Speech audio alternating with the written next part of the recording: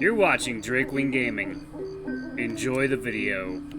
Hey guys and gals, Never here from Drakewing Gaming. It's 70 Mounts Twitter, the Gaming Dragon. Today I'm coming back at you with another Let's Play episode of What It Feels Like. So y'all, let's go ahead and jump right back into it, shall we? Alarm chain, you were up, and let's go. Well, I've probed you long enough. Make sure you're ready for tomorrow then, Mr. Russo, and pass it on to Abernathy too. Will do. We won't fail you. I'm counting on that. Stepping out into the hallway, I breathe out a sigh of relief. Despite how awkward some of that was, I can't help but feel a little giddy with what he said. Am I happier now?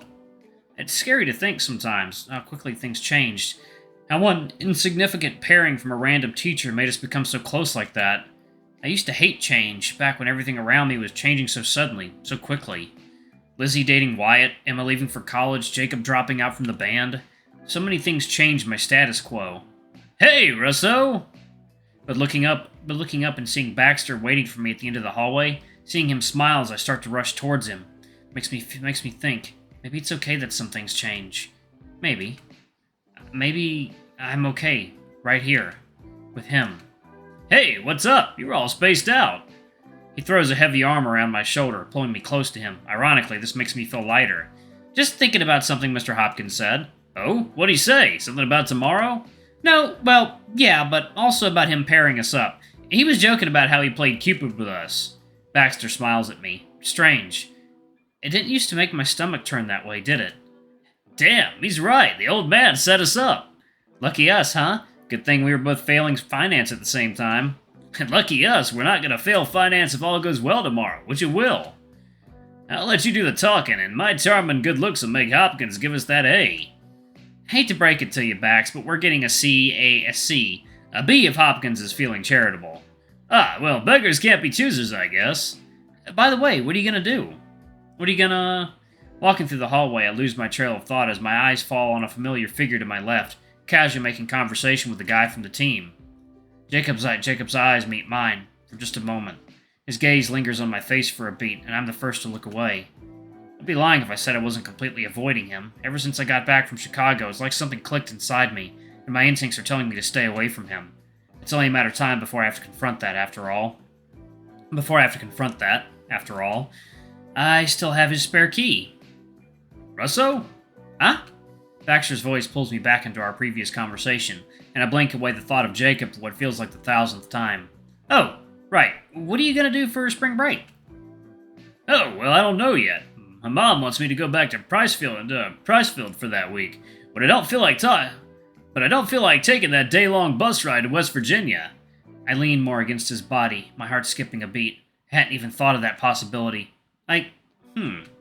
What? Nothing, it's just, I'm sure your mom misses you. Yeah, I miss her too.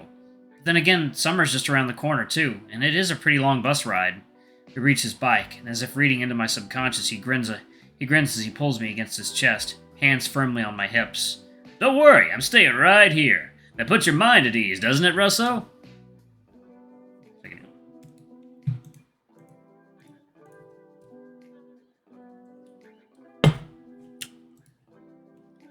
I look away, suppressing a smile. Not particularly. Doesn't matter to me either way. You know, I would have almost believed you too. Too bad your tail gave you away. Much to my dismay, my tail is wagging. Very fast at that. His wider grin tells me my face is about the same shade of red as his shirt. Damn. The many perks of having a doggy for a boyfriend. He quickly leans in and nips at my neck, making me yelp in surprise, then pulls away just as fast as he guides me to mount the bike. Alright, get on. We gotta prepare for tomorrow. He hands me his helmet, and once my arms are fastened around his waist, we set off for the streets, my tail wagging the whole way. I can't remember the last time I let my tail wag so much, so freely. Maybe I was still in elementary school, blissfully unaware of the social norms I had to adhere to. Well, screw social norms. They don't exist when it's just Baxter, me, and the open road. The moment my driveway comes into view, however, my tail comes to a slow, anxious stop, and a pit starts to form in my stomach. Dad's car's in the driveway? Either someone died, or Emma's... Baxter notices the second he turns off the engine to his bike, and he peers over his shoulder to look at me as I take off his helmet. What's wrong? I think my sister's home.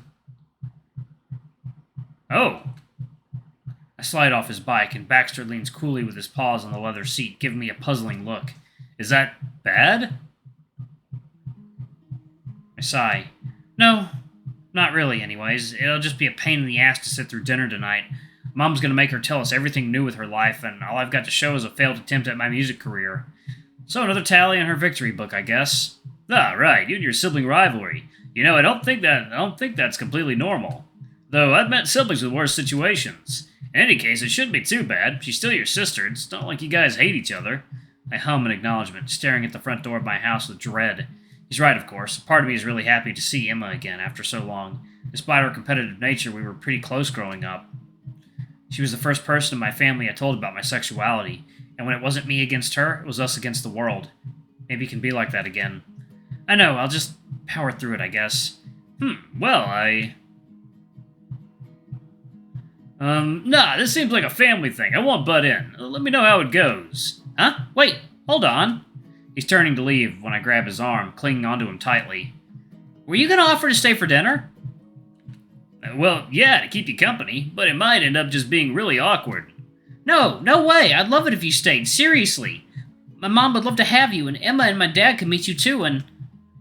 it'd make tonight a lot less shitty if you were there. But you don't have to if you really don't want to. I'm just throwing it out there as an option if you don't mind, and... Alright then. I can stay.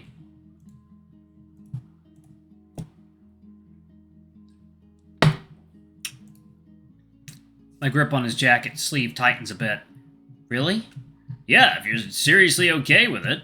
Besides, I am pretty hungry. Dinner sounds great. I beam at him. Alright then. I promise my mom is a really good cook.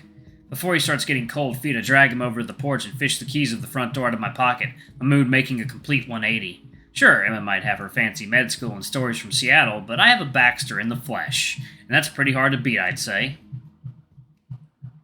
I cautiously open the door to the house, and with Baxter's hand firmly in mine, I guide us inside. Hi, we're home! Immediately, my mom jumps from the couch to come over to greet us, excitement plastered all over her face as she hugs me tightly. Ah, hi, honey, and you brought Baxter, perfect! The more the merrier! She hugs him too, and he tries to hug her back without letting go of my hand. Guess who's here? She says this in a sing-songy voice, and I sarcastically match her enthusiasm. Oh my gosh, Taylor Swift? Even better! Oh, damn. Okay. Damn, your sister's hot. After hearing the commotion my mom's making, Emma's familiar figure lazily makes her way towards us from the kitchen. Look, I have a thing for girls with big-ass thighs like that, okay? Don't fucking come at me, alright? Oh, the glasses make it even better. Fuck. Towards us from the kitchen, seemingly just as exhausted from Mom's cheerfulness as I'm starting to be. Hey. Hey. You don't see each other in 5 months, and all you have to say to each other is, hey? We saw each other in December, Mom. It's been less than 4 months. I don't care. Greet each other properly. Act like you love each other, for God's sake. We both roll our eyes at her, but just to make her happy, I step in to give Emma a half-hearted hug. That halfway through turns into a tight squeeze on both of our ends. Missed you. Missed you too. See? Was that so bad? Ignoring Mom, Emma's attention turns to Baxter now, and she looks between his eyes, mine, and our interlocked hands in a clockwork motion. Oh, Emma, this is Baxter, Mylo's boyfriend. I told you about him, remember? Oh, yeah, I think so. Hey, man, nice to meet you. Likewise, Mylo's talked a lot about you. Good things, mostly. Mostly, huh? Sue me. She gives him a friendly hug, all the while having a silent conversation with me through her eyes alone. You didn't say anything about a boyfriend to me, like, ever. Yeah, I'll tell you later. It's a long story. Yeah, you fucking better. Ah, I'm so glad the family's reunited again. And with Baxter here, too, I'm sure he won't have leftovers for dinner. Dad's outside in the grill, so you two should go say hi.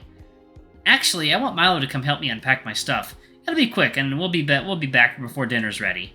Oh, Look over to Baxter, uneasy about leaving him to fend for himself. You go ahead. I'll keep Miss Russo company. Yay! Oh, I've got so many pictures to show you, Baxter. On second thought, come on. Before I have to say anything, Emma drags me up the stairs to her room, and I hesitantly walk after her. Well, I guess I shouldn't be too worried about Baxter.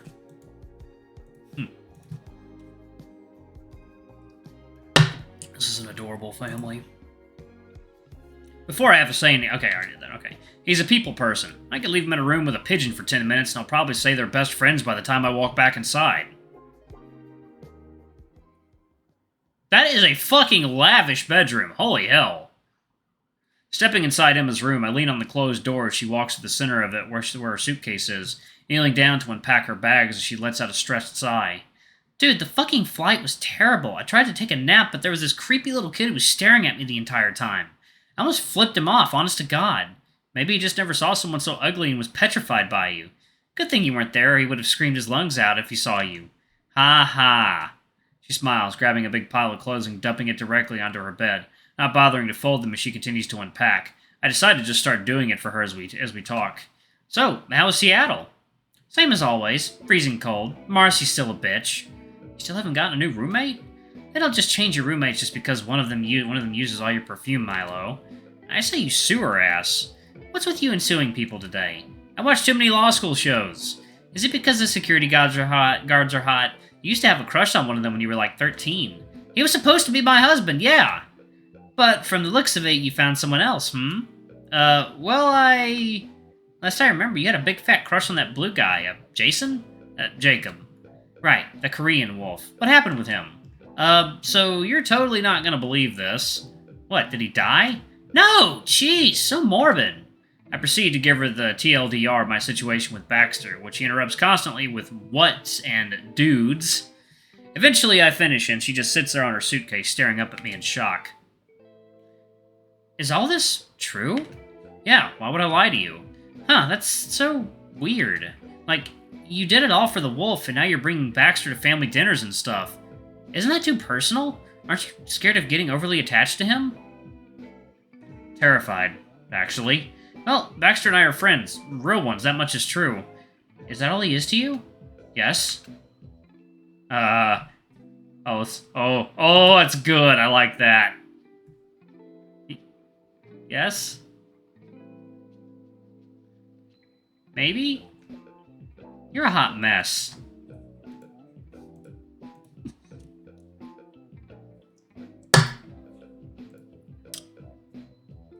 She stands up, stretching out with an amused look on her face. You look like you're enjoying this. Well, what can I say? My weird gay little brother is a weird gay little love story. I'm eating this shit up. Yeah, just don't tell Mom, okay? She'll have an aneurysm if she ever found out, so I'll keep this between us. Besides, I owe you a couple of secrets anyway. More than a couple. I couldn't count on two hands how many parties she snuck out to. Good thing. Good. This stays between us. Promise. She smiles and holds her pinky up, and I quickly grab it with mine. That's that, then. We head to the living room together, and I can hear my mom's voice from halfway down the stairs enthusiastically showing Baxter my childhood photos. And this was him in 5th grade, at his winter talent show. He sang Jingle Bell Rock in his little Santa outfit. He was so cute. I think I might still have the recording. Ha! Okay, Mom, that's enough. I hug Baxter's entire face from behind, covering his line of sight, and probably respiratory airways in the process. Oh, what are you so embarrassed about? Baxter's loving these, and you were such a cute little kid. I was like 100 pounds. Well-fed, well-loved. Fatty. Oh, where'd the fucking glasses come from? Oh, wait. They just sheened over. Okay, that's funny. Shut up! Baxter pries my arms out of his face, laughing hard. You were pretty cute back then. He throws his head back up to look at me, grinning, and I pinch his nose softly, swaying his head side to side. Just back then, huh? And now, too.